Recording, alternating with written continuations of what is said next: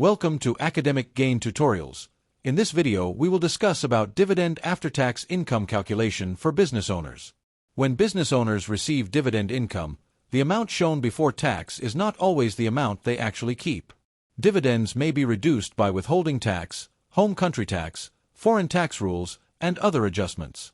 That is why calculating after-tax dividend income is important. It helps you understand your real return, make smarter investment decisions, and avoid confusion during tax time. First, start with the gross dividend received. This is the total dividend amount credited or declared before any tax deductions. It may include cash dividends, reinvested dividends, or dividend income from different companies and accounts. Even if the dividend is automatically reinvested, it may still need to be recorded because it can affect your taxable income and investment records. Next, deduct source country tax, also known as withholding tax. In many cases, the country or company paying the dividend may deduct tax before sending the payment to you. For example, if you receive a dividend from another country, part of that dividend may be withheld at the source.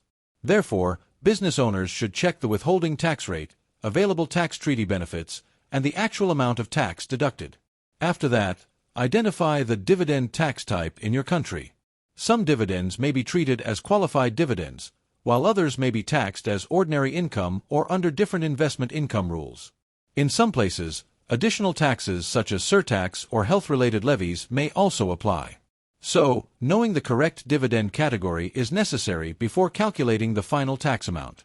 Then, calculate the taxable dividend amount.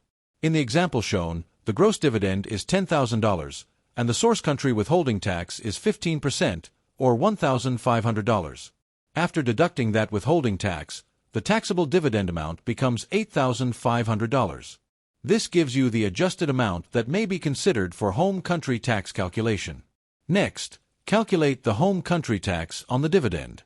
If the home country dividend tax rate is 20%, then 20% of $8,500 equals $1,700. This is the tax amount before applying any foreign tax credit. At this stage, the calculation shows how much tax may be due in your own country based on the taxable dividend amount. Afterwards, apply the foreign tax credit if you are eligible. A foreign tax credit may reduce your home country tax because you already paid tax in another country. In the example, the foreign tax credit allowed is $1,500. So, the net home country tax becomes $1,700 minus $1,500, which equals $200. Finally, calculate the after-tax dividend income. The formula is simple. After-tax dividend income equals gross dividend minus source country tax minus net home country tax. In this example, $10,000 minus $1,500 minus $200 equals $8,300.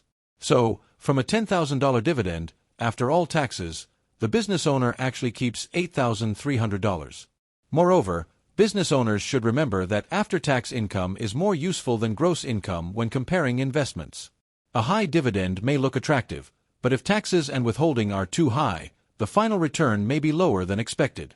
That is why tax treaties, accurate records, tax-efficient structures, and regular tax reviews are important. In addition, keeping records is essential. You should save dividend statements, withholding tax documents, tax forms, exchange rate records, and any documents related to foreign tax credits. Good records make tax filing easier and help reduce mistakes. So, the key takeaway is simple. Always calculate what you actually keep after taxes, not just what you receive before taxes. By understanding gross dividends, withholding tax, taxable dividend amount, home country tax, foreign tax credits, and final after-tax income, business owners can make better financial decisions and stay compliant. This video is for educational purposes only and does not constitute tax, legal, or financial advice. Tax laws vary by country and individual circumstances, so always consult a qualified tax professional for advice specific to your situation. If this short video was helpful, give it a thumbs up and subscribe to the channel. Thank you.